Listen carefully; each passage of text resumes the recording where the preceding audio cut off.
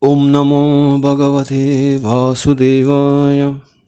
Bhagavad Gita Fəsil 12. Fəsil 12 mətn 3-4 bir yerdə. Burada bir yerdə verilib, biz də onları bir yerdə oxuyuruq. Fəsil 12 mətn 3-4. Fəsilin adı Sədaqətli xidmət. Sanskrit dilində Bhakti Yoga, sadiqlik yolu. Allaha sadiqlik yolu, Allaha sədaqətli xidmət yolu. Tanrı Allah Ali şəxsi daha doğrusu. Xoş gördük Bhagavad Gita'nın dəyərli dinləyicilərim. Bu deməli 12-ci fəsil 20 beytdən ibarətdir cəmsi. Və bu Bhagavad Gita'nın özəyini təşkil edən bir fəsildir. Burada Tanrı Allah Ali şəxs həm özünün, həm də ona üst tutan canlı varlığın ən ali mövqeyindən danışır. Ən ali mövqeyindən. Sədaqətli xidmət yeganə dindir, yeganə ənənədir.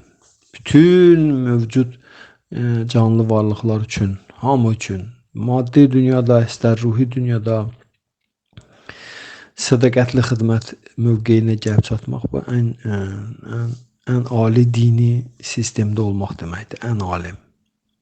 Çünki Şrimad Bhagavatamın 2-ci nəğməsində müdriklər Shukadeva Gosvamidən soruşanda ki, müxtəlif ənənələrin nümayəndələri hansı bir əsasda birləşə bilərlər? Onda Shukadeva Gosvami deyir ki, Allaha sədaqətli xidmətdən başqa heç bir ənənə, heç bir din yoxdur. Yeganə bir dənə din varsa, o da Allaha, Allah Ali şəxsə sədaqətli xidmətdir. Bax, bu fəsildə, 12-ci fəsildə həmən sədaqətli xidmətdən bəhs edirik ki, sədaqətli xidmət nədir? Biz indiyə qədər bu barədə danışmışıq, mən bir neçə dəfə izahlar vermişəm. Amma indi bu fəsil tamamilə sədaqətli xidmətdən bəhs edir. Yalnız və yalnız, adı da belədir. Ona görə biz burada, necə deyirlər, sırf sədaqətli xidmətin və sədaqətli xidmətin prinsiplərini izah edəcəyik. Sədaqətli xidmətin prinsipləri, qaydaları, sonra onun etapları, təmizlənmə, inkişaf etapları, hansılardır sədaqətli xidmətin. Biz onların ətrafında Şrila Prabhupada danışacaq, biz də onun danışdıqlarını izah edəcəyik.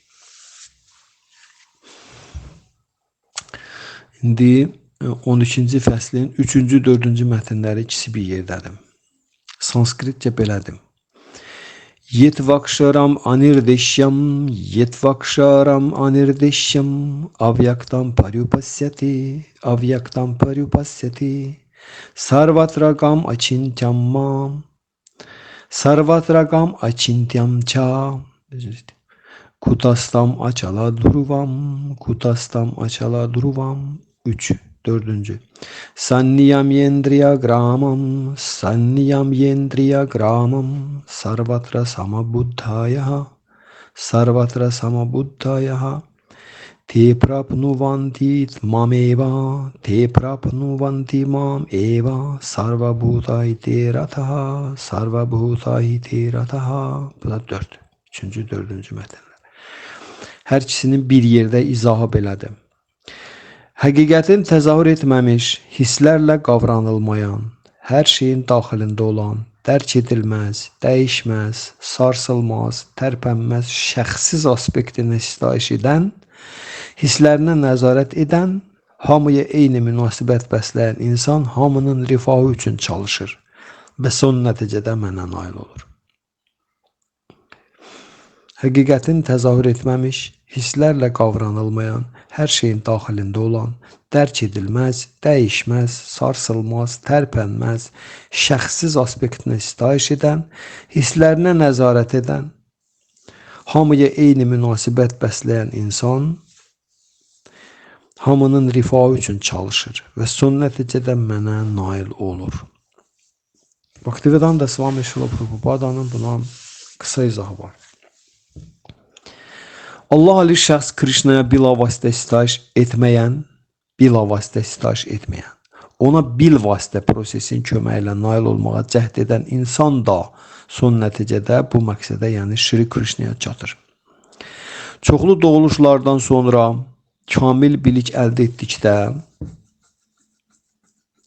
insan özünü Tanrı Şri Krişnaya həsr edir. Əgər Allaha bu beytdə göstərilən metodun köməyi ilə yaxınlaşırsa, o hisslərinə nəzarət etməli, hamıya xidmət göstərməli və bütün canlı məxluqların rifahı naminə işləməlidir. Buradan belə nəticə çıxır ki, insan Tanrı Şri Krişnaya yaxınlaşmalıdır. Əks təqdirdə kamil bilik əldə etmək qeyri-mümkündür. Çox vaxt insan sərt zahidlik etdikdən sonra özünü bütünlüklə ona həsr edə bilər, Krişnaya. Fərdi canın yanında olan yüksək canlı da dərk etmək üçün, insan görmə, eşitmə, dad bilmə və s. üzvlərin hissi, həss fəaliyyətini dayandırmalıdır. Belə olduqda insan anlayır ki, ali can hər yerdədir. Bunu dərk etdikdə insan canlı məxluqların xarici örtüyünü deyil, yalnız canını gördüyü üçün onlara paxıllıq etmir. Adam və heyvan arasında fərq görmür. Lakin adi adam üçün Tanrının şəxssiz aspektini dərk etmə üsulu çox çətindir. Bu, Bhaktivedanta Swami Srila Prabhupādanın bu mətnə verdiyi izah idi. Deməli, bu Krishna biz gördüyümüz kimi burada şəxsiyyət və şəxssiz aspektdən başlanğıc, bu beytin başlanğıcı, bu fəslin başlanğıcı, üzr istəyirəm, Tanrının şəxssiz şəxsiyyət aspektini fərqləndirən məsələlərə toxunur. Ya bu da təsadüfi deyil, indi təbii ki. Ona görə burada mən bu beytə izah verməyə istəyirəm. Başqa bir beytlə də gedək, hansı ki buna çox uyğundur və biz onları bir yerdə açıqlayacağıq indi. Burada deyir ki, çoxlu doğuluşlardan sonra, Şrila Prabhupada özünün izahında deyir ki, çoxlu doğuluşlardan sonra, yəni çoxlu doğulub ölümdən keçəndən sonra, bildinizmi? Reinkarnasiyada çoxlu ölüb doğulur, ya doğulub ölür. Çoxlu doğuluşlardan sonra kamil bilik əldə etdikdə insan özünü Tanrı Şri Krişnaya həsr edir. Bildinizmi? Bu cümləni gördünüz. Çoxlu doğuluşlardan sonra kamil bilik əldə etdikdə insan özünü Tanrı Şri Krişnaya həsr edir. Bu səsləş 7-ci fəslin 19-cu mətni ilə. 7-ci fəsildə bir 19-cu mətn var.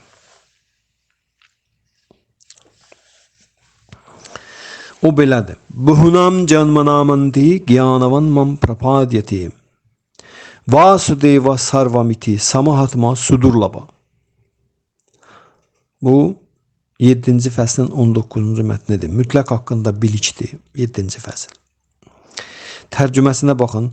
Çoxlu doğuluşlardan və ölümlərdən sonra həqiqətən biliyə yiyələnmiş şəxs mənim bütün səbəblərim və mövcud olan hər şeyin səbəbi olduğumu bilərək özünü mənə həsr edir. Belə böyük can çox nadirdir. Krishna deyir. Belə böyük can çox nadirdir. Deməli, kimlər ki gəlir, son nəticədə istənilən halda bu və ya digər vəziyyətdə gəlirsə, Krishna Allah Ali şəxsin üstünə çıxırsa, indi bax, oturub Bhagavad Gita mühazirəsinə qulaq asırsa, bu həmən kateqoriyadandır. Həmən insan, bax, həmən kateqoriyadandır belə insan. Ona görə də bugün Krishna'nın Allah Ali şəxs kimi qəlbi eləyib ona təslim olub ona sədaqətli xidmətlə məşğul olanlar həmən bax bu nadir canlardır.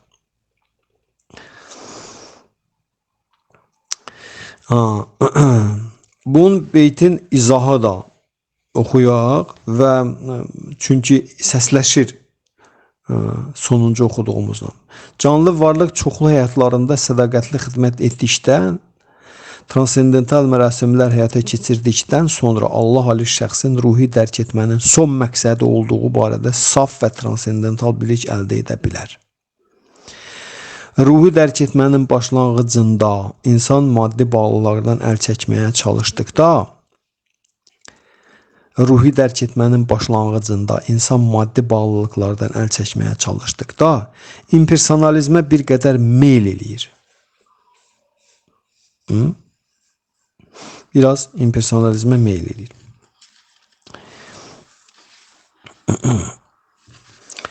Lakin o inkişaf etdikcə ruhi həyatda da fəaliyyətin mövcud olduğunu, inkişaf etdikcə ruhi həyatda da fəaliyyətin mövcud olduğunu və bu fəaliyyətin sədaqətli xidmətdən ibarət olduğunu anlayır.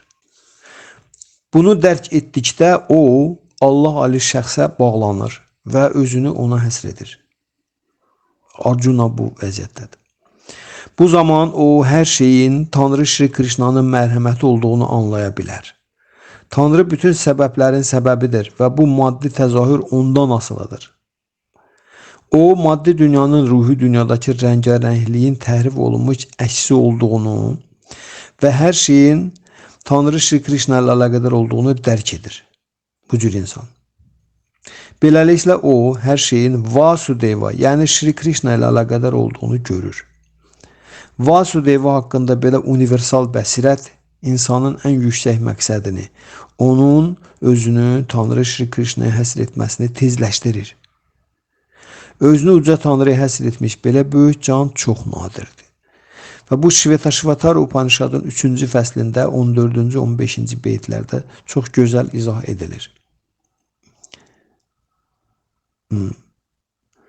Sahasra Shirsha Purusha, Sahasraksha, Sahasrapat, Sabhumim Vishvato Vritva, Tyatishtat Dashan Gulam.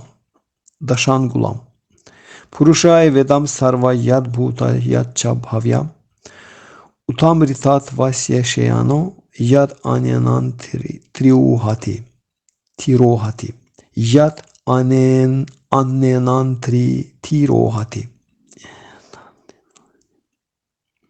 Chandogya Upanishad'da da deyilir 5.1.15 Navai Vacho Nachakshumshi Nashrotrani Namanam Sit Achakshati Prana iti Eva Chakshati Pranohi Evayatani Sarvani Bhavanti. Canlı məxluqun bədənində əsas amil danışmaq, görmək, eşitmək, düşünmək bacarığı yox, həyatdır. Canlı məxluqun bədənində əsas amil danışmaq, görmək, eşitmək, düşünmək bacarığı deyil, həyatdır. Bax, budur bütün fəaliyyətlərin mərkəzi, həyat. Eləcə də Tanrı Vasudeva yaxud Allah ali şəxs Şri Krishna əzəldən bəri hər şeydə mövcuddur. Bu bədənin danışmaq, görmək, eşitmək, əqli fəaliyyət göstərmək və s. kimi qabiliyyətləri vardır. Lakin uca Tanrıya xidmətdən kənarda onlar dəyərsizləşirlər. Vasudeva hər şeyə nüfuz edən və hər şey olduğuna görə Vasudeva hər şeyə nüfuz edən və hər şey olduğuna görə tam biliyə malik olan fədai özünü ona həsr edir. Həmən bu son fikir 7-ci fəslin həmən bu fəslin 7-ci fəslin 17-ci mətnində də nə olur? Səslənir necə? Tam biliyi olan və həmişə saf sədaqətlə xidmət edən insan ən yaxşıdır, Krishna deyir.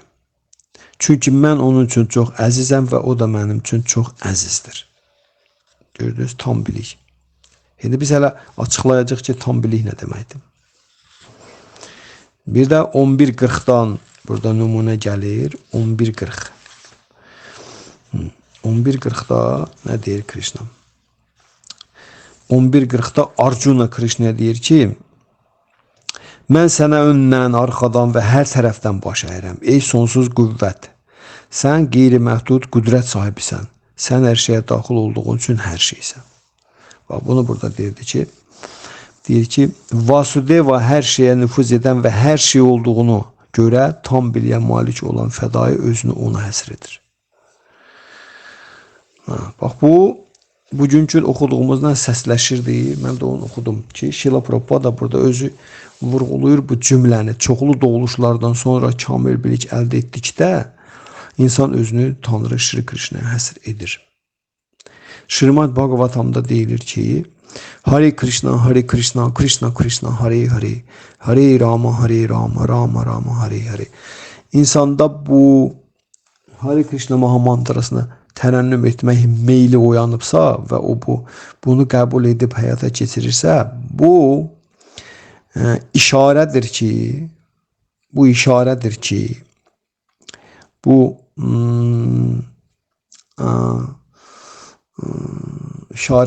və eyni zamanda bu nədir?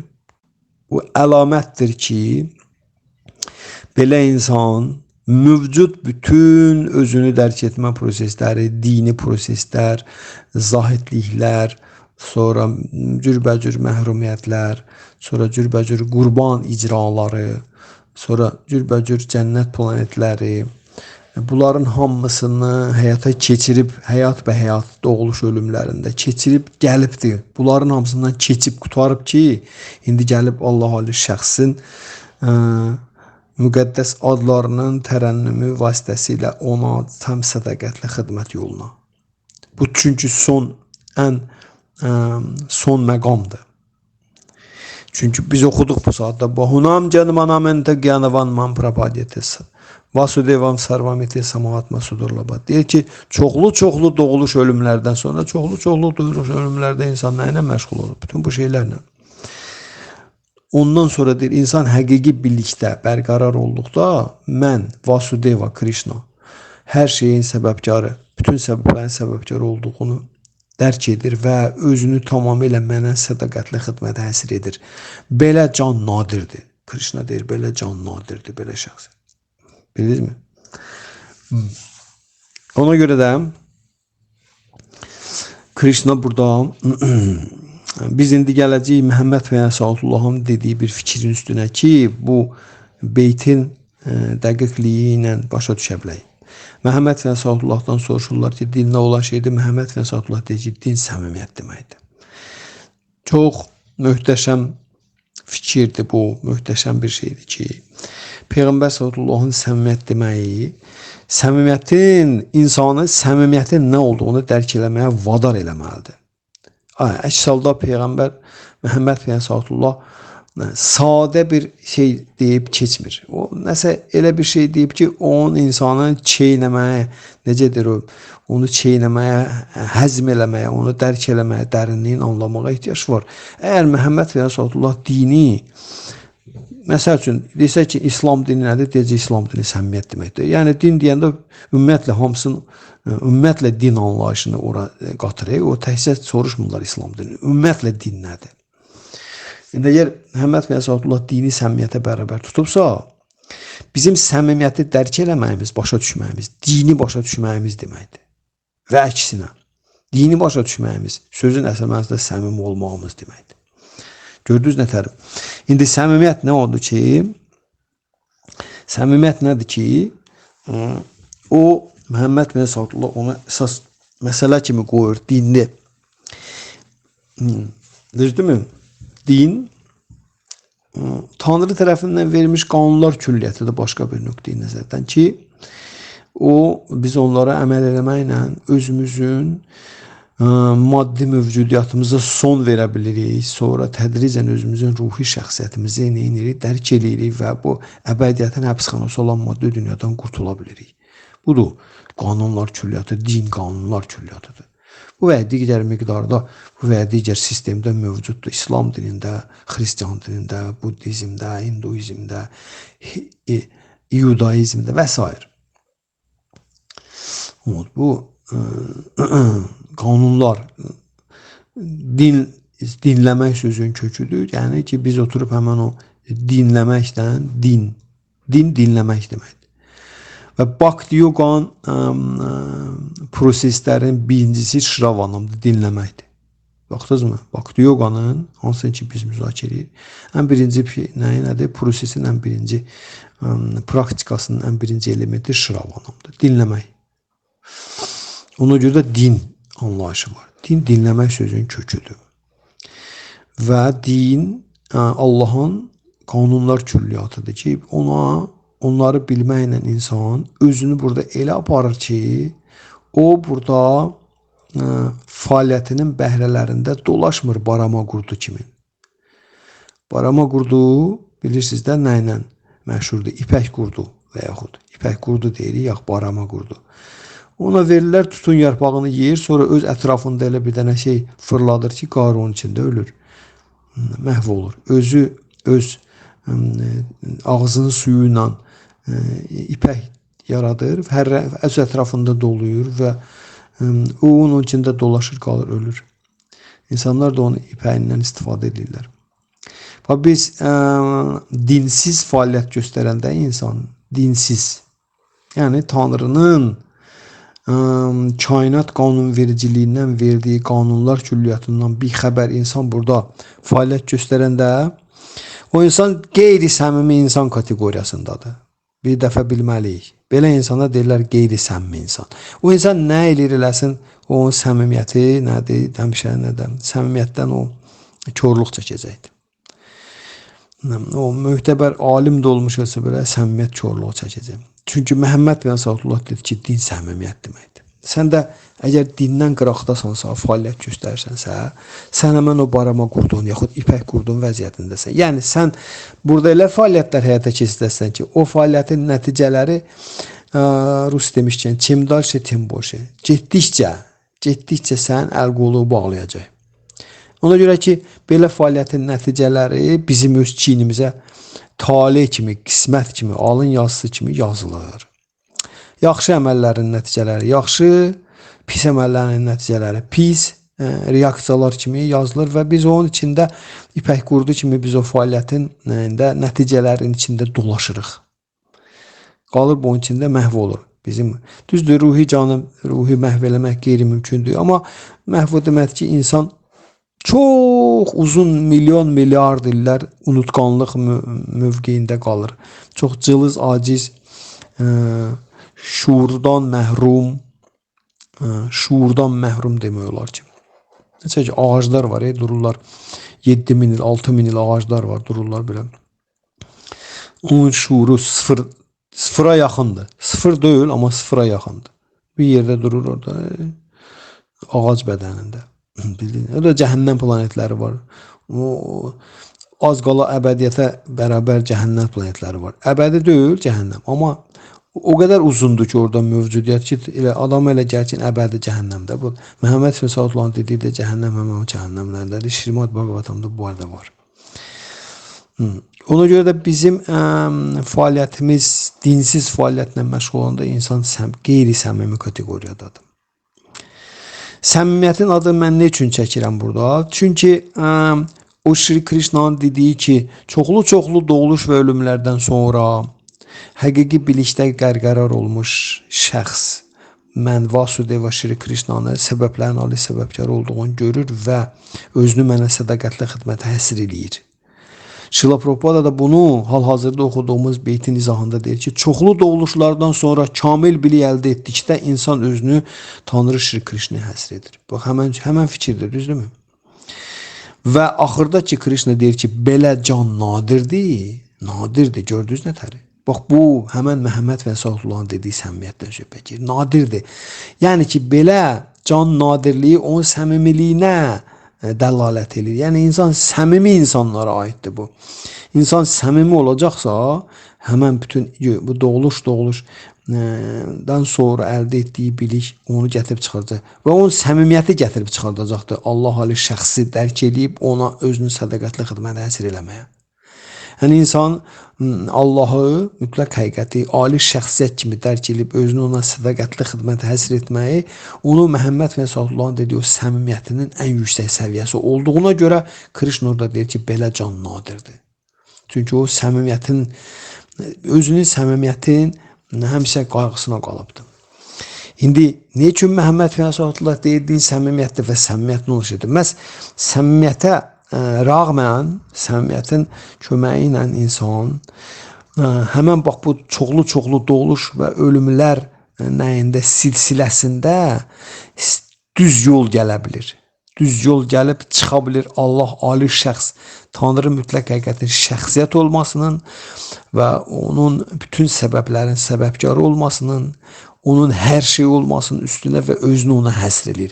Məhz səmimiyyətindən düz yol gəldiyinə görə o səmimiyyət indi nədir? Nədir o səmimiyyət ki, Məhəmməd Fəsadlığın dinə bərabər tutur və səmimiyyət insana kömək edir ki, gəlsin, çıxsın onun üstünə. Səmimiyyət görün nə qədər ciddi məsələdir. Səmimiyyətin də ilk cücərtiləri olanda səmimiyyətin. Krishna deyir ki, mən səmimi insana öz nümayəndəmi göndərirəm. Bunu Məhəmməd Peyğəmbər sallallahu bunun üçün gəlir. Deyək ki, İsa əleyhissalam bunun üçün gəlir. Bhaktivedanta Swami Srila Prabhupada bunun üçün gəlir və insanın həyatına ruhani ustad bunun üçün gəlir. Ruhani ustad bu deməkdir. Ruhani ustad Allah ali şəxsin nümayəndəsidir. Ruhani ustad Həzrət Vişnu, Tanrı Vişnunun, yəni Allah ali şəxsin nədir? Mötəbər nümayəndəsidir ruhani ustad. Guru, biz sanskrit dilində ona deyirik. Və o onu göndərir ki, get o insan səmimi insana kömək elə. Və insanın səmimiliyini Allah özü onun qəlbində olduğundan görür ki, bu insan səmimidir. Buna görə deyilir ki, insan vicdanla iş görmək, Tanrının qəlbindəki Allahın iradəsini duymaqla həyata keçirməkdir. O görə insanların həyatında hələ Sovet hökuməti dövründə də kommunistlər insanlara vicdanla, namusla belə təmiz işləməyi edirlər, təbliğ edirlər. Yəni görürsünüz, istənilən sistem o da bir özünə məxsus dini sistem idi, kommunizm. Onların da peyğəmbəri Vladimir İliç Lenin idi. Onun da cürbəcür fikirləri vardı, deyirdi. Yəni insanları istənilən halda insanları vicdanlı olmağa, düzgün olmağa çağırırdı, başqalarına qarşı münasibətdə. Bu da səmimiyyətə dəvət edir də, yəni gördünüz. Məhəmməd Fəsadlıq deyir ki, deyil səmimiyyətdir. Yəni bu da o da istənilən halda Allaha qırağa qoysa da, amma insanların o qəlbindəki Allahı dana bilməz axı.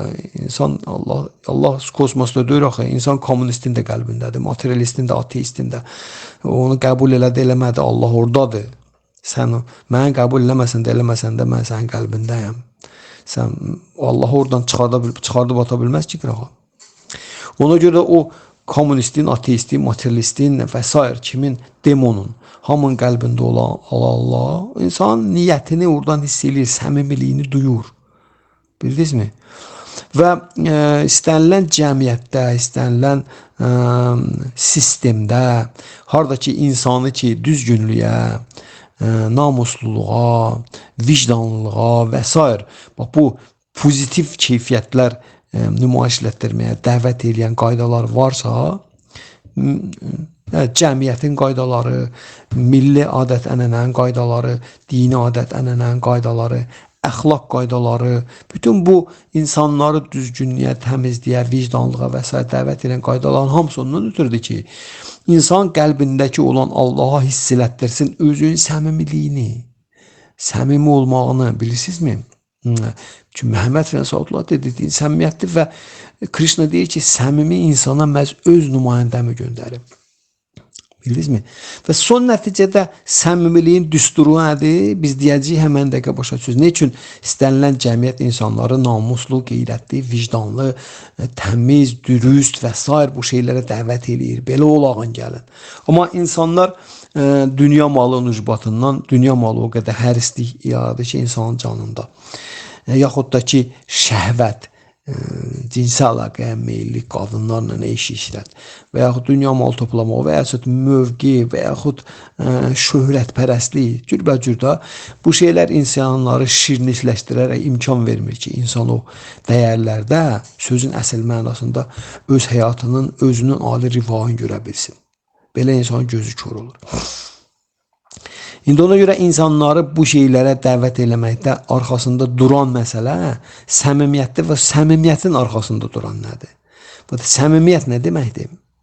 Ki, Məhəmməd Fəsadluğun dinə bərabər tutur, Krishna deyir ki, mən səmimi insanlara öz nümayəndəmi göndərirəm. Deməli, kimlərin həyatına Allahın nümayəndəsi gəlir istənilən bu və ya digər formada? O insandakı, onun qəlbindəki Allah səmimiyyət, azacıq da olmasa səmimiyyət duyur. Azacıq da olsa səmimiyyət hiss edir. Və onu səmimiliyinə rəğmən həmən dəqiqə onun öz nümayəndəsini göstərir. Bəs səmimiyyət nədir? Və Krishna onu orada necə hiss edir?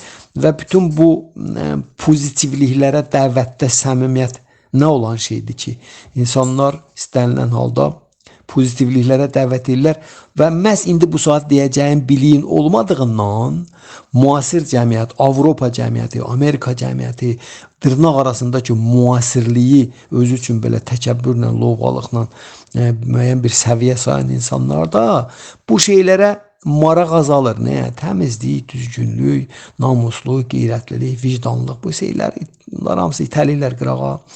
Onlarda daha çox abırsızlıq, həyasızlıq, sırtıqlıq, sonra yalançılıq, fırıldaqçılıq, sonra canım sizə desin təkəbbürlük, lovğalıq və s. Şəhvani məsələlərə çox güclü meyillilik, şəhvətə, şöhrətpərəstlik, bu şeylər inkişaf edir belə insanlarda. Bəs indi o nədir o? Tanrı nə hiss eləyir və nəyə səmimiyyət deyir və nə üçün istənilən halda bizim hətta dinimiz olmasa belə görürüz, Sovet hökuməti nümunə gətirdi. Hətta biz ateist olanda da, din olmayanda da, Allahı tanımayanda da insanları istənilən halda düzgünlüyə, vicdanlılığa, namusa, qeyrətə, deyək ki, paçılığa, dürüstlüyə, düzgünlüyə və s. dəvət eləyirlər, vadar eləyirlər, məcbur eləyirlər, düzdürmü? Tələb eləyirlər. Ne üçün? Həmən budur da. Çünki istənilən halda podsoznaniya, şuur altında hamı hiss edir ki, həqiqət hər bir canlı varlığın qəlbindədir. Ən ali həqiqət hər bir canlı varlığın qəlbindədir. O hardasa kosmosda zad da deyil. Kosmosda da olan hələ bizə dəxli yoxdur. Bizim üçün hələ əsas məsələ o həqiqətdir, hansı ki bizim qəlbimizdədir ki, Quranda dediyi boynuzun şah damarından yaxınıq. Burada da Bhagavad Gita dönə-dönə hər səhifədə deyir ki, Krishna deyir ki, mən param atma, param ali atma can. Mən ali can kimi hər bir canlı varın qəlbindəyim. İndi, bəs bu nədir bu səmimiyyət? Nədir səmimiyyət? Mən sizə yadunuza gəlirsə, bunu səmimiyyətin düsturunu deyəndə demişdim ki, səmimiyyət 3 etaplıdır. 3 etap. Necə həqiqət 3 etapda dərk olunmur? Brahman, Paramatma, Bhagavan. Nur, ali can, bir də ali şəxsiyyət. Eləcə də səmimiyyət də 3 mərtəbədir. Birinci mərtəbədə səmimiyyət cismani xarakter daşıyır. İnsan maddi bədənindən çıxış eləyərək, mən bədənəm, amma bu bədənin, nə deyirlər, bədənin istənilən halda rifahını insan onun daxili və digər keyfiyyətləri ilə əlaqədar olduğu duyğusu olur insanda. Bildinizmi? Və ona görə də o bədəninin rifahı üçün gedər uğurluq eləyər, sonra gələr boynuna alar ki, mən bax uğurluq eləmişdim. Buna deyilir cismani səmimiyyət. İkinci səviyyədə səmimiyyətə deyirlər ruhi səmimiyyət, ruhani səmimiyyət. Ruhani səmimiyyət insan o qarşısına çıxanlara və reaksiya verməkdə və onları düzgün qarşılamaqda ruhunun rifahından çıxış eləyir. Ruhunun rifahından çıxış eləyir. Bildinizmi? İsa aleyhissalam dedi ki, bir sıfatından şirləyinə, şapalaqla vursalar, o birisini də qoyur. Bunu materialist, bunu başa düşməz. Axı, materialist üçün deyirlər, qana qandır. Hələ sən materialist şuurdasansa, qana qandır. O sənə vurdu, sən də ona bir dənə vurur. Bu materialistlər üçün deyilir. Ədalət prinsipidir. Amma ruhani insan üçün deyirlər ki, sən vurulursa, sən başa düşməlisən ki, bu sən, nə deyim, insan layiq olmadığını almır. Sən layiq olsan bunu, sən bunu eləmirsən ki, bunu sən alırsan. Ona görə insan belə şeylərə səbir göstərəndə, dözüm göstərəndə, belə insan nə edir? Belə insan mükafatlandırılır. Belə insan mükafatlandırılır. Nə ilə? Biliklə, realizasiya ilə, ürəyin təmizlənməsi ilə mükafatlandırılır. Qəlbi təmizlənir. Görmə qabiliyyətinin güclənməsi ilə mükafatlandırılır. Duyma qabiliyyətinin güclənməsi ilə mükafatlandırır. Ruhi həyata meylin biraz da artırılması ilə mükafatlandırılır. Ruhi səmimiyyət özünün ruhi rifahını araşdırmaq, ruhun nə yeməyə, nə yatmağa, nə seksə, nə də ki özünü qorumağa tələbatı və ehtiyacı yoxdur tamamilə. Ruhun, bizim ruhi can adlı şəxsiyyətimizin nə yeməyə, nə yatmağa, nə seksə, nə də özünü qorumağa, qorxu hissi deyilən şey yoxdur orada. Bunların 4 dənəsi nədir? Bunların 4'ü də bədənin tələbat və ehtiyacları. Bədənin tələbat və ehtiyaclarıdır. Və deyilir ki, bədənlə də ruh bir-birinə 180 dərəcə əks olduğuna görə insan özünün ruhi təbiətini dərk eləmək, duymaq, başa düşmək, anlamaq, inkişaf elətdirmək üçün bədənin tələbat və ehtiyaclarını akulturivanya, rus dilində akultur mədəniləşdirməli. Mədəniyyət bax buradan gəlir. Mədəniləşdirməli, mədəniləşdirərək onları nəcibləşdirməli, nəcibləşdirərək onları nə eləməli? Minimuma indirməyə çalışmalıdır ki, insanın ruhi təbiəti neyləsin, dirçəlsin. O Məhəmməd Fəsatullah buradan deyir. Cisminizə nə qədər konfort eləsəz, ruhunuz o istirab çəkəcək və bunun əksini də fikir. Yəni cisminizin konfortunu nə qədər artırsaz, o qədər ruhunuz və ruhunuzla əlaqə əl çatmaz olacaq. Buna nə deyirlər? Materializm, ateizm. Bax, indiki planetin üzərindəki sivilizasiya bax buna gəlib çıxıbdır. Nəyə? Nəyə? Bax, belə materializm, ateizmin inkişafı. Necə bu texnologiya, bu qədər konfort, bu qədər rahatlıq arta-arta gedir. Bu nəyin əlaməti? Məhəmməd Fəsadullahın dediyin əksin əlamətidir.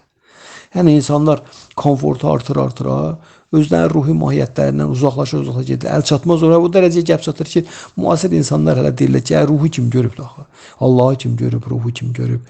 Və də ruhi dəyərlərin hamısında veşk, ağır yük kimin. Deyirlər, abuza rus dilində, abuza, yük, ağır yük kimin atırlar qırağa. Nəyə lazım bu adət-ənənələr, nəyə lazım bu məhdudiyyətlər, çərçivələr, belə giyinmə, belə danışma, belə oturma, saçı belə bağlama, paltarı belə. Artıq şeydir, bunların hamısı atırlar qırağa. Çünki onlar bu şeydə ruhu, özünün ruhi mahiyyəti məsələsindən o qədər uzaqlaşıblar ki, qapanıblar tamamilə cismani, maddi bədən konsepsiyasının tamamilə altına, təsir altına düşüblər ki, o dərəcədə. Onlar üçün ruhi dəyərlər, ruhun özü və onun dəyərləri əl çatmaz olubdur. Bax, buna deyirlər səmimiyyətdən uzaq düşmək. Belə insan, ruhi səmimiyyət belə insanda yoxdur. İnsan səmimi deyil. Belə insanda səmimiyyət defisiti var. Belə insanın səmimiyyəti ən yaxşı halda ancaq cismani səviyyədə olur. Birinci səviyyədəki səmimiyyət. Birinci səviyyədə dedim. İnsan çalışır ki, bədəninin konfortunun naminə, xatirinə, öz bədəninin, cismani bədənin konfortu naminə başqaları ilə özünü düzgünlüyünü saxlasın, nə bilim, aldatmasın, fırıldaq eləməsin, onun malına yeməsin. Bax, bu Avropa mədəniyyəti bax, bunun üstündədir. Birinci səmiyyətin üzərində. Avropa mədəniyyəti birinci səmiyyətin üzərindədir. Bədən səmimiyyəti, cismani səmimiyyət. Cismimə aid olan məsələlərdə başqaları ilə özümü elə aparıram ki, cismimə aid, mənim cismimə olan məsələlərimdə mənə maneçilik olmasın. Bildiniz mi? Mənə maneçilik olmasın. İnsan hüquqları tətbiq edirik ki, sən mənə mane olma, mən də sənə mane olmayım. Mindik avtobusa, sənin öz yerin var, mənim öz yerim var. Məsəl üçün də, mənim borcum deyil ki, mən bu və ya digər hansısa bir dənə ruhani və ilahi səmimiyyətdən çıxış edərək ağsaqqalın abirçənin ayağına durun, məsəl üçün. Bu, bədən mədəniyyətindən bir pillə yuxarı çıxır və onu da belə bir cəmiyyətdə eləmirlər.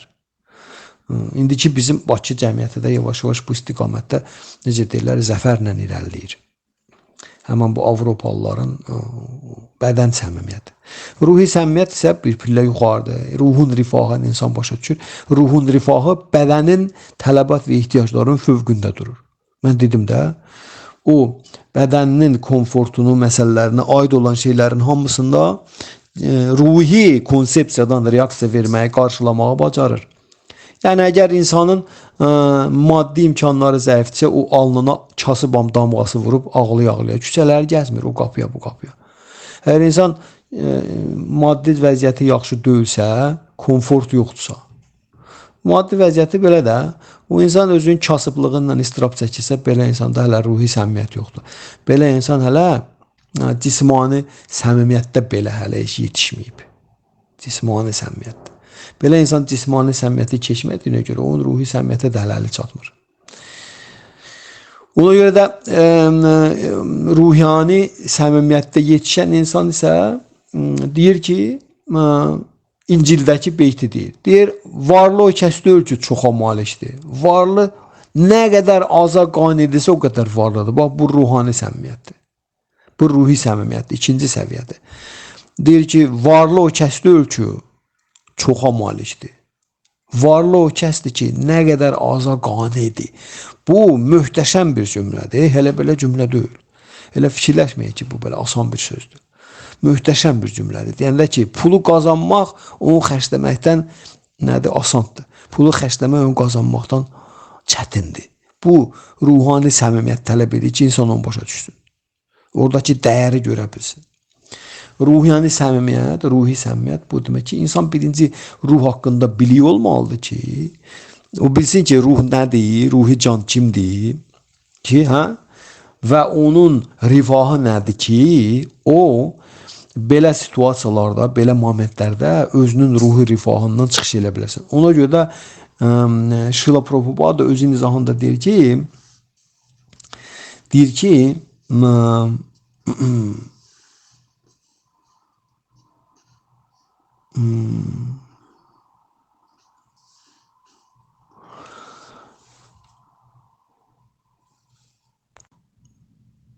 Şrila Prabhupada deyir ki, burada buna görə deyir, əgər Allaha bu beytdə göstərilən metodun köməyinə yaxınlaşırsa insan, o hisslərinə nəzarət etməli, hamıya xidmət göstərməli və bütün canlı məxluqların rifahı namına işləməlidir. Buradan belə nəticə çıxır ki, insan Tanrı Şri Krishna yaxınlaşmalıdır. Əks təqdirdə kamil bilik əldə etmək qeyri-mümkündür. Bax, gördünüz, bilik, kamil bilik. Deməli, insan biliyi olmalıdır ruhi haqqında ki, o belə insana cisminə aid olan məsələlərdəki məhdudiyyətlər, çərçivələr, qadağalar ki, hansılar ki, sözün əsl məniyyəsində mədəniyyət kateqoriyasına gedir. Çünki mədəniyyət o yerdədir ki, harda insanın cismani tələbat və ehtiyaclarına məhdudiyyət, çərçivə və qadağa qoyulur. Orada mədəniyyət var. O yerdəki insanın cismani tələbat və ehtiyac və tələbatlarına heç bir çərçivə qoyulmur. Çərçivələr rədd olunur, məhdudiyyət qoyulmur, qadağa qoyulmur. Orada mədəniyyət yoxdur. Orada həmən yeri mədəniyyət tərk edir. Sözün əsl mənasında. İndi bax, Avropa deyilən sivilizasiya, Amerika deyilən sivilizasiya, hansına ki, belə böyük bir canfişanlıqla can atır bugün də Azərbaycanlılarda, onlar həmən bax bu çərçivə və qadağa məhdudiyyətləri rədd eləməyə çalışmaqdır. Onları bir artıq abuza da yük kimi. Ne üçün? Çünki o bilik yoxdur ki, bunların bu çərçivə qadağa məhdudiyyətlərin arxasında nə durur? Məhəmməd Fiyansatullahın qadınların bədənlərini örtməklərində, başını örtməklərində nə durur? Arxasında hansı bilik durur? Bunu dırnaq arası Avropa sivilizasiyası, sivil insanlar cəmiyyəti bunu belə gerilik əlaməti, dini xurafat, nə bilim və s. belə konservatizm kimi belə qələmə verirlər, atırlar qırağa, öz qadınlarını soyundururlar, buraxırlar küçələrə. Bunu tərəqqi əlaməti sayırlar. Bunu inkişaf əlaməti sayırlar. Amma bu heyvani şuurdur. Heyvani şuurdur, bildiyiniz nətər? Əslində bu heyvani şuurdur. Bu insan şuuru deyil. İnsan şuuru demək ki, insan bədəninin xəstəlik, qocalıq özümə məhkum olduğunu Məhəmməd Fiyansatullah bunu deyir də bəs. Gəl səmimi olaq. Sən bir səmimiyyətə gəl, bir bax görələ. Sən o bu bədənin var ya, hansın ki, istədiyim kimi istifadə edirəm. Yox, Peyğəmbərin dediyi mənim maraqlıdır. Mən soyunacam, lüt gəzəcəm. Başa üstüyüz, özüm bilərəm neyirəm. Deyir, səmimiyyət demək ki, Məhəmməd Fiyansatullah dedi. Deyir, bir bax görələ, həmən o bədəni xəstələnib qocalıb öləcək. Əgər o səndirsə, hələ bir əmr elə görüm ki, o xəstələnməsin. Sən ona bir əmr elə görüm ki, o qocalmasın. Sən ona əmr elə görüm ki, ölməsin. Əgər sənsə, səndir. Və sənsənsə və yaxud sənindirsə. Heç birini eləmirsən, düzdür. Bəs sən nətər deyirsən ki, mən istədiyim kimi giyinirəm, istədiyim kimi yiyirəm, istədiyim kimi seksləmə və s. Düzdür. Sən nətər bunu deyirsən? Hanı burada səmimiyyət? Hanı burada məntiq və bu məntiqə söykənən səmimiyyət yoxdur. Deməli, insan səmimiyyətdən defisitdir, səmimiyyətdən istirab çəkir. İnsan səmimi deyil. Yəni bunu oyatmır ki, bu görür ki, xəstələni qocar ölür. Və bunu da bunun qarşısında acizdir. İndi bu xəstələnib, qocalıb öləni sən nətəri öz bildiyin kimi istifadə edirsən. Mən özüm bilərəm. Nətəri giyinirəm. Mən heç kim deyə bilməz ki, başımı bağla. Düzdür? Buna deyirlər cahil insan. Cahil nətər? Yəni ruhi biliyi yoxdur. Ruh haqqında biliyi yoxdur. Başa düşmür ki, bədənin məhdudiyyəti ruhun dirçəlişi şeyini daşıyır. Xarakteri daşıyır. Bədənin məhdudiyyəti nədə? 4 şeydə. Yemək, yatmaq, seks. Bir də özü qorumaqda. Bunları mədəniləşdirmək, bunları çərçivəyə, məhdudiyyətə qoymaq sadəcə olaraq dini fanatizm xarakteri daşımır. Sadəcə olaraq insanın azadlığın əlinə almaq xarakteri daşımır. Sadəcə olaraq məhrumiyyət xarakteri daşımır. Xeyr. Sadəcə olaraq cəmiyyət nətər deyirlər, əxlaqı prinsipi xarakteri daşımır. Yox, bunlar hamısı bunlar hamısı paputidirlər. Burada əsas məsələ insanın ruhun dirçəlişidir. İnsanın gözünün açılmasıdır. İnsan hər bir şeyin, bütün dəyərlərin realına onun dostdur. Rus dilində dostdur. Yəni yol açılmasıdır. Yoxsa o gözəlliyin, həzzin, sevginin, var dövlətin, mal mülkün və s. bütün bunların hamısının illüziyası ilə oynayacaq, uşaq oyuncaqla oynayan kimi. Budur Avropa mədəniyyəti. Budur Amerika mədəniyyəti. Budur dırnaq arası müasirlik. Bildiniz mi? Və burada insanın ruhi səmimiyyəti, bu insanın ruhi səmimiyyəti nə deməkdir? Mən açıqlamağa çalışıram ki. Ruhi səmimiyyət budur. İnsan ruhu haqqında bilgi alandan sonra ruhun rifahı ilə cismin rifahının arasındakı qarşılıqlı şeyi görür. Fərqi görür ki, ruhun rifahı nədədir, cismin rifahı nədədir. İndi sən özü hansına aid edirsənsə, onun da rifahının üçün çalışırsan. Bildiniz mi? Müasir insanlar hal-hazırda ruhun rifahını polnusu buraxıblar, tamamilə buraxıblar. Ancaq cismin rifahı üçün yaşayırlar, vəssalam. Ona görə də belə bir dənə sivilizasiya alınıb, planetin üstündə alınıbdır. Bunun üçün də burada deyir Prabhupada, buradan belə nəticə çıxır ki, insan Tanrı Krishnaya yaxınlaşmalıdır. Əks təqdirdə bilik əldə etmək qeyri-mümkündür. Bildiniz? Biliyi də biz Krishnadan ala bilərik. Ancaq Krishna verə bilər bu cür biliyi. Heç kim verə bilməz. Krishna kimdir? Allah alışaq. Yəni bu cür biliyi ancaq Allah verə bilər də. Alim verə bilməz. Universitetin alimi belə bilik verə bilməz. Akademiyanın alimi belə bilik verə bilməz. Elə verə də bilmirlər. Ona görə də onların tələbələrin hamısı pozğunlaşa gedirlər. Baxın tələbələrə. Gedin durun universitetin qabağında diqqətlə baxın. Görün tələbələr özlərini nətər aparırlar. Giyimlərinə baxın, keçimlərinə baxın. Hələ Azərbaycan şükürlüdür. Gedək duraq Avropanın tələbə institutunda. Mən özüm oxumuşam, hələ Sovet hökuməti dövründə Ukraynada oxurdum, Kiyevdə. Hələ Sovet hökuməti dövründə mən baxırdım ki, tələbələr özlərini nətər aparırlar. Dəhşət idi prosto. Və ona görə də mən həmən universiteti yarımçıq atdım, çıxdım oradan. Mən dedim, mən burada 5 il oxuya bilmərəm. Bildiniz mi? Yarımçıq atdım, çıxdım oradan. Qəbul oldum, amma tulladım, çıxdım, getdim, oxumadım orada. Mən orada gördüm ki, tələbələrin əxlaqını. O görə təhsil, əxlaq təhsilin canıdır. Əxlaq olmayan yerdə təhsil zibilxanadakı zibil ondan qiymətlidir. Əxlaq olmayan yerdəki təhsil aparat küllüyə. Qız uşaqlarını dizindən yuxarı mini yubqa giydirən təhsil heç nə o tələbənin özünə lazımdır, nə o cəmiyyətə lazımdır, nə də Allaha lazımdır. Tembolirus demişkən. ehtiyaç ya lazımdır. Ulan hamısı ancaq demonikiski şeydir. Demonikiski şuur tərzidir. Bunların ancaq belə tələbələrin, ancaq belə insanların ancaq həm özlərinə düşmən kəsiliblər. Çünki belə insan dünyasında başa düşə bilməyəcək ki, nə üçün xəstəlik, qocalıq, ölüm var və mən bunları istəmirəm. Və mən bunlardan tək yox. Məndən nə fəaliyyət həyata keçirsəm, onların hamısını buna nöqtə qoyacaq və qutardı. No, həyat bitmir, sənin növbəti həyat gözləyir. Növbəti doğulasın və bilmirsən orada doğulasan.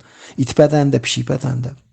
Ona görə də belə təhsil alan insanları ancaq cismani komfortun cismani komfortun qayğısında qalmaq istiqamətində səylər və cəhdlər şeyləyir, maraqlandırır. Nətəri mən düşüm bu və ya digər biznesin yoluna, nətəri mən özümə komfort, ən bahalı maşını ala bilim, nətəri mən özümə ən bahalı telefon ala bilim, nətəri mən istədiyim kimi gəzim, dolanım, özümə bəlli bəzəli ev. Belə insanlar ancaq bu şeylər maraqlandırır, vəssalam. Belə insanları maraqlandırmır ki, xəstəlik, qocalıq, ölüm nə üçündür? və ölümdən sonra həyat nə deməkdir? Və mən bura hardan gəlmişəm? O Həzrət Əli əleyhissalam sözdür. Və insan bilmirsə deyir hardan gəlib, indi hardadır? Sonra hara gedəcək? Siz nə möhtəşəm fikirdir bu? İnsan bilmirsə hardan gəlib, indi hardadır, sonra gedəcək. Deyir o insan özünü məhrum edib Allahın mərhəmətindən. Özü Allahın mərhəmətindən məhrum eləmək, bu o deməkdir ki, insan dəyərlərin realına qapı bağlıdır belə insana. Dəyərlərin realı var, biri saxtası var, bir də realı. Gözəlliyin bir saxtası var, bir realı var. Biliyin bir saxtası var, bir realı var. Var dövlətin bir saxtası var, bir realı var. Məmnunluğun bir saxtası var, bir realı var. Sevginin bir saxtası var, bir realı var. Xoşbəxtliyin bir saxtası var, bir realı var. Həzzin bir saxtası var, bir realı var. Bildiniz nətər? Həzzin realına, hər bir şeyin realına yol tapmağa bu Bhagavad Gita'da deyilənlərdir. Bu da deyir ki, hər bir şeyin realına yol tapmaq üçün insan hökmən Krishnaya yaxınlaşmalıdır. Bu cür biri ancaq Krishna verir. Çünki hər bir şeyin realı insanın ruhundadır, ruhi candadır. Ət, sümük, qan, siddik, nəcis birləşməsindən ibarət olan bu kisədə deyil. Bizim bədənimiz ət, sümük, qan, siddik, nəcis birləşməsindən ibarət kisədir. Ona görə bunun barca bu dərin bir cavabdır. Yırtsan görəcək bunun altından nə tökülür. Necə bahalı maşın bir dənə kapotun qaldı, görəsiz altında nə var. Üstü parıldayır, hamı görəndə çənəsi sallanır, ağzının suyu axır. Amma kapotun qaltını görsən, alsın mazutdur, şunurdur, dəmirdir, qoykadır, boltdur, başa üstüz. Bizim bədənimiz kənardan baxırıq birimizə, ağzının suyu axır. Amma biraz dərisini qaldırsaq, görəcəyin altı nədir? Qandır, əzələdir, sümükdür, nəcisdir, qandır, sidikdir və salam. Bəlğəmdir, başqa heç nə yoxdur. Amma biz bunu həyatımızın mənasına çeviriblər bugün. Bilirsiniz nədər? Bütün təhsil sistemi bunun üstünədir. Ona görə də Bhaktivedanta Swami Prabhupada deyir ki, müasir təhsil sistemi şudra təhsil sistemidir. Yəni 4-cü, 5-ci kateqoriya insanların təhsil sistemidir. 4-cü, 5-ci kateqoriya. Hələ şudra da deyil, çünki şudra sivil cəmiyyətin 4-cü kateqoriyasıdır. Amma insanlar hal-hazırda nə cür qidalanırlar? Ət yemək, içki içmək, siqaret çəkmək. Bu şudradan qat-qat aşağıdır. Ona görə də bu tələbə əgər təhsil alandan sonra çıxıb küçəyə pivə içirsə, siqaret çəkirsə, araq içirsə, paltarın soyunub lüt gəzirsə, mini yubqada və s. Bu deməkdir ki, bunun şuuru şudradan aşağıdır. Yəni 4-cü kateqoriyadan da aşağıdır. 5, 6, 7-ci kateqoriya insanların təhsil sistemidir. Yəni bunun aldığı təhsil bunu başa sala bilmir ki, bunu eləmək olmaz. Bildiniz nətəri? Bu nə təhsildir ki? Əgər tələbəni başa sala bilmir ki, bunu eləmək olmaz. Əksinə, müasir dinlər də, Xristiyan dili, müsəlman dili və s. Bunlar da həmən bu cür biliyi tətbiq eləmədiklərinə görə, yəni Allahı insanlara vermədiklərinə görə Allah kimdir? Bildiniz? Onlar məcburdular insanların bütün degradasiyalarını nələsinlər, versinlər. Xitam, versinlər. Nə versinlər? İcazə versinlər də deyə, belə deyək. Xitam yox, icazə. Göz yumurlar. Bildiniz? Çünki Allah'a verə bilmirlər axı. Dinin də məqsədi Allahdır. Sadəcə olaraq dini qadağaları elə belə bilinçsiz demək insanları ancaq qıcıqlandırır. Ki bunu eləmə, onu eləmə, onu giyinmə, bunu bağlama, arxasında da sən izahın yoxdur. İzahın da son nəticədə həqiqətlə üz-üzə gəlməyə xidmət eləməlidir. Yox, qiyamət günü cənnətə girməyəsən. Bundan uzağa gedə bilməzsiniz, başa düşürsünüz dini təbliğatçılar. Ki qiyamət günü cənnətə girənlərdən olasan. Bu nə qiyamət günü, bu heç nəyə inanmır. Sən də qiyamət günü cənnətə, qiyamət günü əslində heç insana dəxli yoxdur. Qiyamət günü Allaha aid olan şeydir. İnsanın qiyamət günü onun öldüyü gündür. Allahın qiyamətinin insana dəxli yoxdur. İnsan özünün qiyamətinin dərdini çəkməlidir. O da hansı öldüyü gündür. Hər bir insanın qiyamət günü onun öldüyü gündür. O sonunda Allahın qiyamət gününün insana dəxli yoxdur. Çünki insan öldüyü gün insanın taleyi müəyyənləşdirəcək ki, indi bundan sonra hara gedəcək. Çünki o bir də doğulacaq, hökməndir. Heç kim bunu rədd edə bilməz. Bu müsəlmana da aiddir, xristiyana da aiddir. Çünki bu kainat qanunudur. Kainat qanunudur bu. Bu Hindusların qanunu deyil.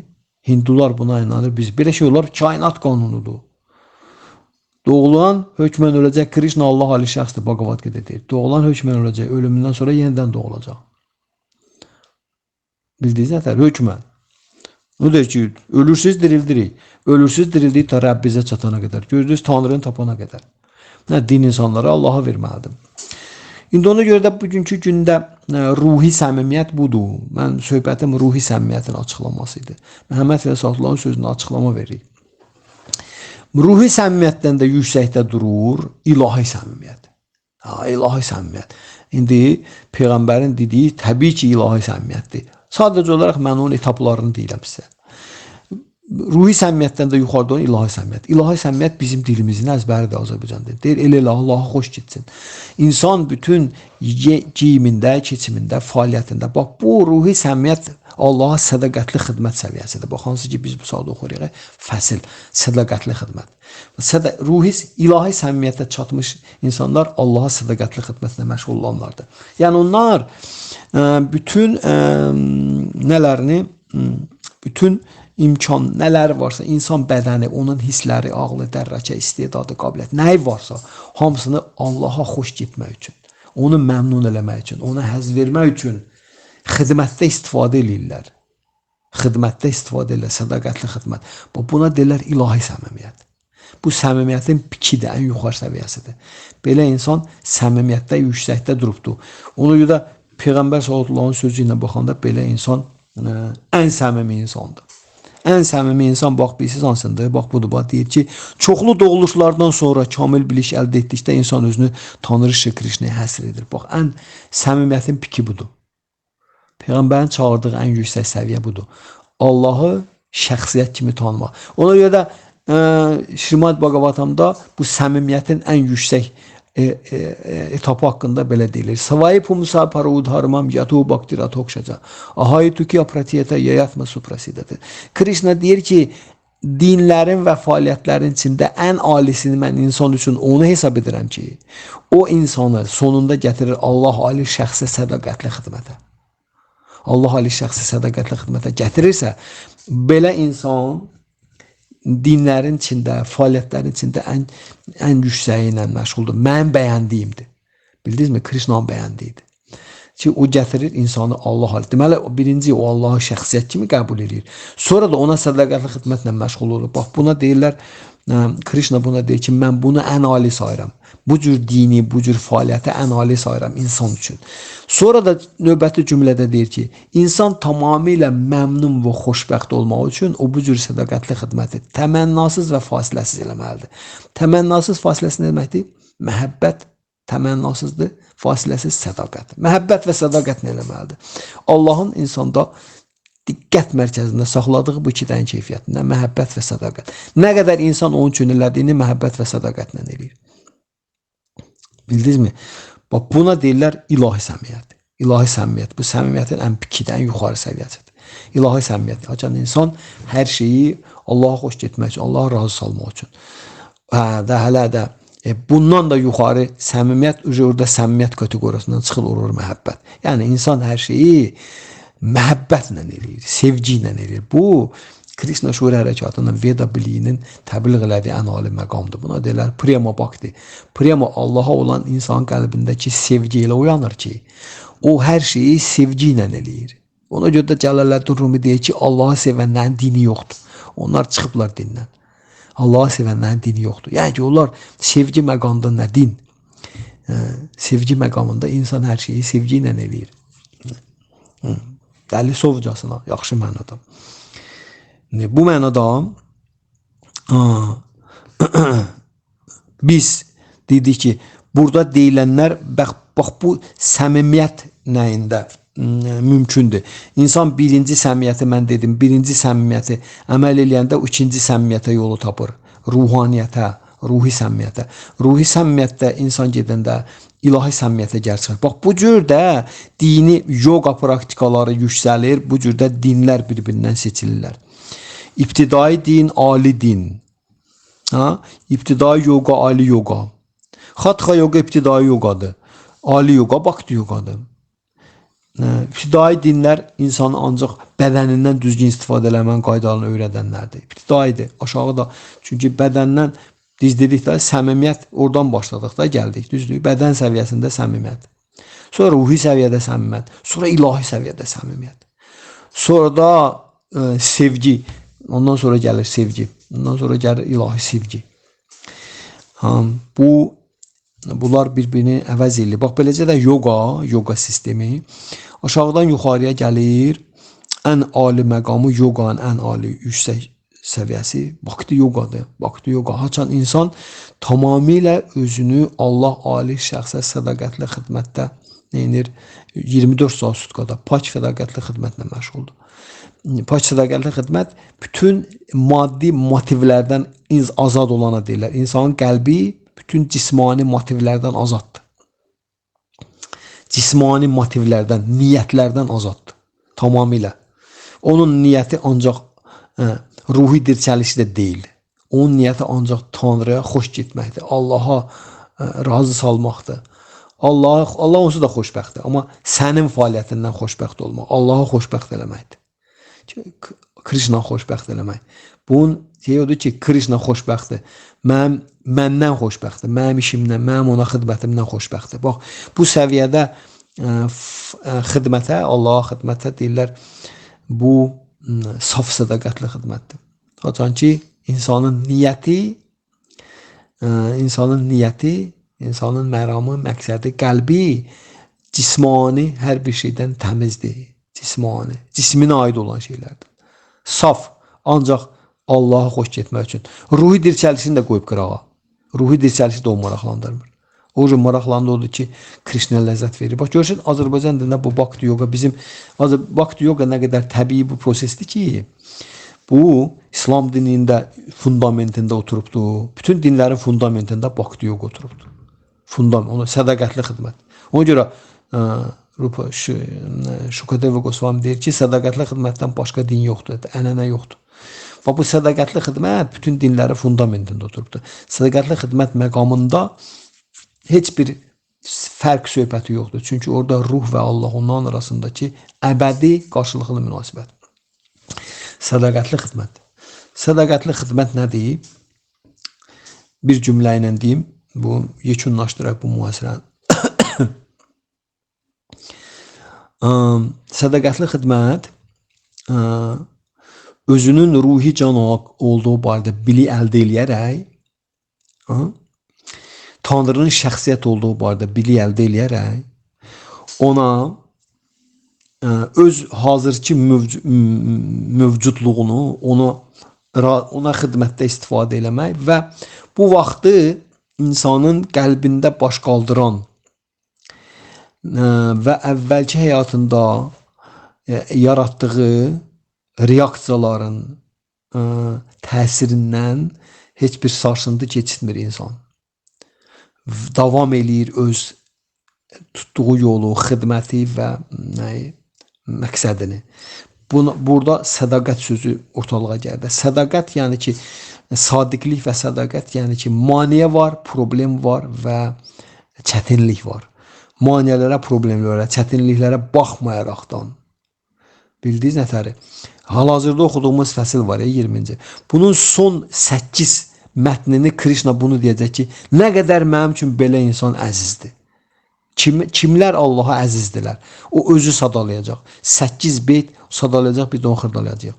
Ki, heç bir şeyə fikir vermədən, çətinliyə, problemlərə və əziyyətlərə, maniyələrə insan öz yolunu nətər deyirlər, müticəsinə, səbirlə, pozitiv əhval-ruhiyyətlə davam edirsə, belə insana deyirlər, belə proses deyirlər sədaqətli xidmət. Belə şəxsə deyirlər sadiq, Allaha sadiq olan.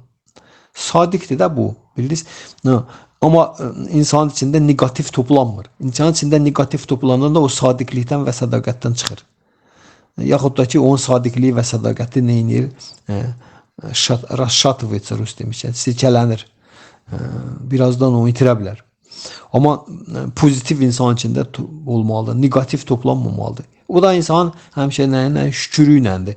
O kim belə kobud bir nümunə edəcəm. Kim o Maroska kinoyu var ya rus dilində, rusların Maroska. Bəlkə də kimlərsə baxıb da tanış gəlir. Orada atası qızını soyuqda, şaxtada aparır, atır. Nə ilə? Ögey anasının nə ilə? Təkidi ilə atası ikinci dəfə arvad alıbdır. Birinci arvadından qalan qızı öcey anasının təkidindən atası apar atır meşəyə. Meşəyə atır, qarda, boranda, çoğunda atır və o da yolka ağacının altında oturur orada. Nastya. Adı qızın orada Nastya'dır.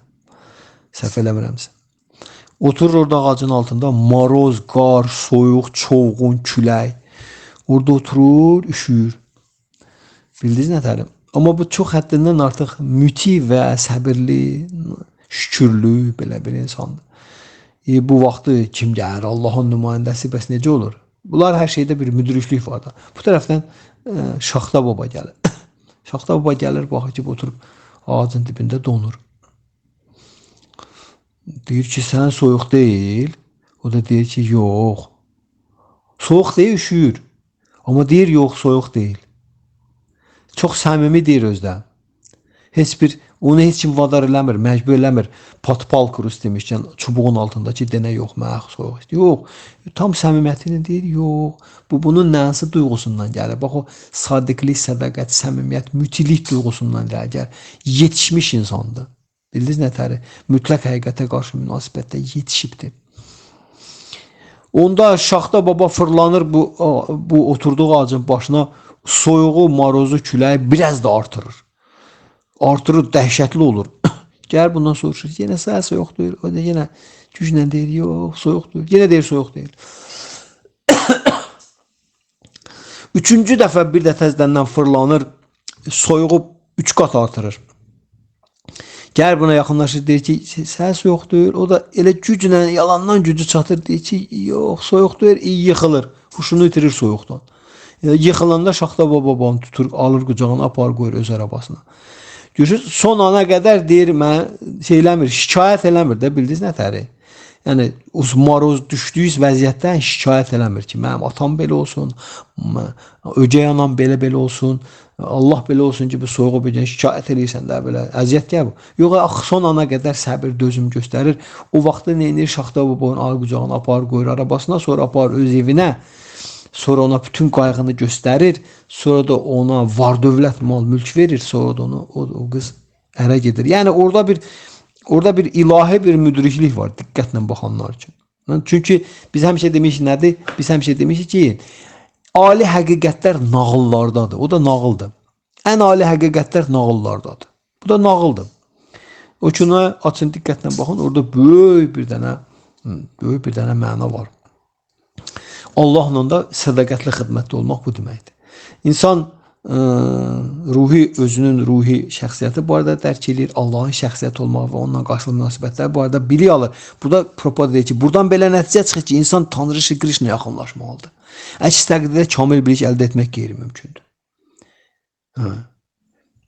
Belə olanda insan özünün Allah'a xidmətində onun qarşısına çıxır. Cürbəcür maniyələr, o maniyələr insanın qəlbində toplanmış, bundan əvvəlki həyatlarda özbaşına həyata keçirdiyi fəaliyyətlərin əks negativ nəticələrdir. Onlar çıxırlar bizim qarşımıza.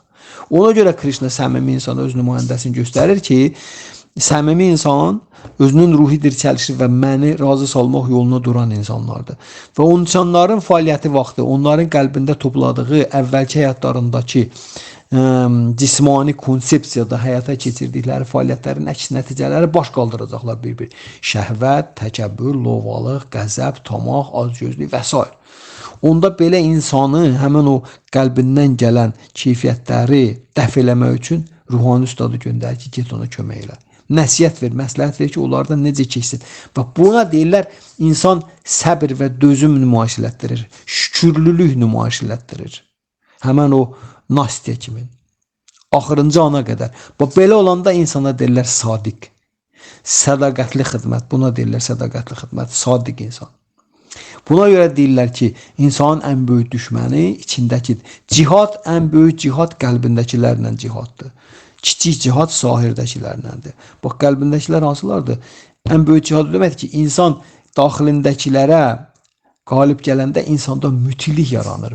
İnsan müti olur. Səbirli olur. Və Krishna beləsinə bilik ver. 13-cü fəslin 8-ci 12-ci beytlərində oxuyacağıq. Krishna həqiqi biliyin kriteriyalarını sadalayanda birinci yerə mütiliyi qoyur. Mütilik, sonra qalan bilik. Ondan sonra bilik verir Krishna. Burada Prabhupada deyir ki, insan Krishnaya yaxınlaşmalıdır ki, kamil biliyi əldə eləsin. Krishnada kamil biliyi verməmiş insan birinci qoyduğu şərt müti olmaqdır. Müti olmayan insan biliyi ala bilməz. Neçün müasir dövrün insanların belə biliyi yoxdur? Çünki müti deyirlər. İnsana mütilik gətirmir doğan bilik. Mövcud olan analizindən əldə edilənə bilik deyirlər. O da insanı heç vaxt müti eləmir. O insana təkəbbür, lovğalıq gətirir. Və təkəbbürə, lovğalığa görə insan özünün cismani komfortunu artıra gedir və bununla təyirlər, fəxr edir. Bildiniz? Bu da nədir? Mövcud olan analizindən doğan bilikdir. İnstitutlarda, universitetlərdə, orta məktəblərdə, akademiyada öyrənilən bilik hamısı. Mövcud olan analizindən doğan bilik deyirlər bilik. Amma bilik deyir o məlumatdır. Yəni ki, sən deyirsən ki, suyun tərkibində 2 hidrogen, 1 oksigen var, aydınlaşdırdıq. Bu bilik deyil, bu məlumatdır. Ona görə ki, əsl biliyordur ki, sən soruşasan bu 2 hidrogenlə 1 oksigen kim qoyub bir yerə? Mən ancaq açıqladım onu. Amma onu kim qoyub və hansı iradə ilə qoyub, hansı məqsədlə qoyub, bax, əsl biliyordur. Ona görə demirlər, Newton ümumdünya cazibə qanunu. Newton ümumdünya cazibə qanununda sən qanunu yazırsan Newtona, elə bir ki, güya ki, bu qanunu Newton yaradıbdır. Newton kimdir ki qanun yaratsın? Newton adi bir insandır da. Newton harasından qanun yarada bilər. Düzdür? Ona görə belə insanlar dərsliklərdə yazmırlar ki, Allahın Newton tərəfindən açılmış ümumdünya cazibə qanunu. Bax, burada bilik buradan başlayır. Bu insanı dəyişir. İnsanı dəyişən budur. Allahın Newton tərəfindən açılmış ümumdünya cazibə qanunu. Bax, buna deyilə səmimiyyət. Məhəmməd Məsudullah dedi. Səmimisən, sən etiraf edirsən ki, bu qanun Newton qanunu deyil. Newton kimdir qanun yaratsın? Mövcud olan analizindən əldə edilən bilik məlumatdır. Və o,